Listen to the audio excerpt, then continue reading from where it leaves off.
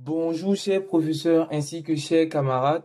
Ce matin, nous vous présenterons notre travail sur les aciers inoxydables. L'acier inoxydable, très souvent appelé acier inox ou tout simplement inox, est un alliage de plusieurs métaux dont le fer, le carbone et le chrome. Pour bien se faire comprendre, nous avons décidé de structurer notre travail comme suit. Dans un premier temps, nous présenterons les classifications des aciers inoxydables. Ensuite, nous donnerons les raisons pour lesquelles il faut choisir les aciers inoxydables. Et enfin, nous présenterons les domaines d'utilisation de ce type d'acier.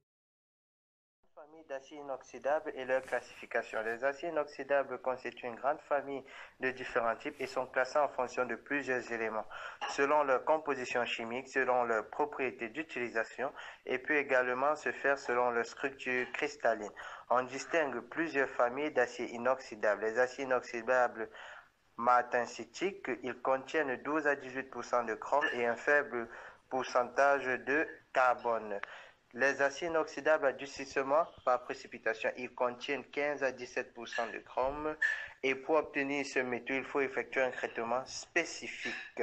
Les aciers inoxydables ferritiques, ils contiennent un faible taux de carbone inférieur à 0,1% et jusqu'à 27% de chrome. Ensuite, nous avons les aciers inoxydables austénitiques, série 300 ASTM. Ils contiennent 14 à 30% de chrome et 8 à 10% de nickel. Ensuite, nous avons les aciers inoxydables austénoferritiques ou duplex. Ils présentent des parts presque égales de ferrite et d'austénite. Le choix de l'acier inoxydable peut se faire suite à certaines caractéristiques, qui sont la résistance à la corrosion humide et sèche, la résistance au feu et la résistance mécanique. La résistance à la corrosion humide correspond à la résistance aux attaques locales ou uniformes de l'environnement. Elle est assurée par les aciers contenant de plus de 10,5% de chrome par la formation spontanée d'une couche d'oxyde de chrome et de fer. Ce phénomène s'appelle la passivation. La résistance à la corrosion sèche correspond à la résistance à une dégradation de l'acier par une oxydation, nitruration, carburation. L'acier résiste bien au feu et ça va être un excellent choix en construction.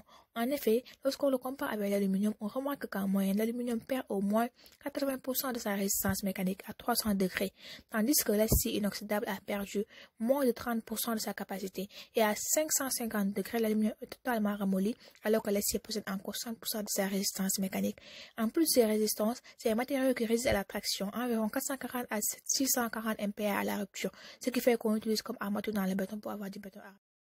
L'utilisation de l'acier inoxydable dans le génie civil. En réalité, l'acier inoxydable est plus qu'un simple métal qui fait partie intégrante de notre environnement. Il a aussi des propriétés qui lui permettent d'être utilisé comme matériau dans le génie civil. Outre sa beauté, sa résistance, sa ductilité et sa durabilité à long terme, et qui réduit ou élimine le besoin de réparation. L'acier inoxydable est le matériau de choix pour le bâtiment et la construction. Les architectes les plus reconnus utilisent l'INO pour concevoir couvertures et façades les plus emblématiques. En plus, il est aussi présent dans l'industrie, l'art, la maison et à la cuisine. L'acier inoxydable est l'alliage protecteur par excellence, donc elle n'a besoin d'aucune protection supplémentaire, car il est résistant et durable. Il conserve un aspect éclatant à long terme, même avec le traitement le plus agressif. C'est pour ça qu'on l'utilise beaucoup. L'acier inoxydable austéritique est généralement utilisé pour la fabrication de ressorts et des pièces hautement résistantes que l'on retrouve essentiellement dans le génie civil. Comme vu précédemment, outre le chrome, un élément de base de tout acier inoxydable, les aciers inoxydables austéritiques contiennent des teneurs élevées en nickel. La structure austénitique de ces aciers n'est pas indiquée pour les traitements de trempe. En revanche, les déformations à froid des tirages permettent d'obtenir d'excellentes caractéristiques mécaniques, en particulier sur les petits diamètres. La teneur en éléments ajoutés est d'environ 18% de chrome et 10% de nickel.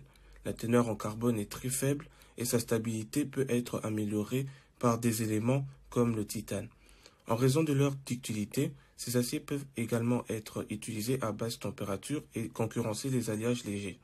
L'acier inoxydable austéritique au chrome-nickel, ayant une teneur en carbone plutôt élevée, permet d'atteindre des hautes valeurs de résistance mécanique moyennant l'écrissage des tirages.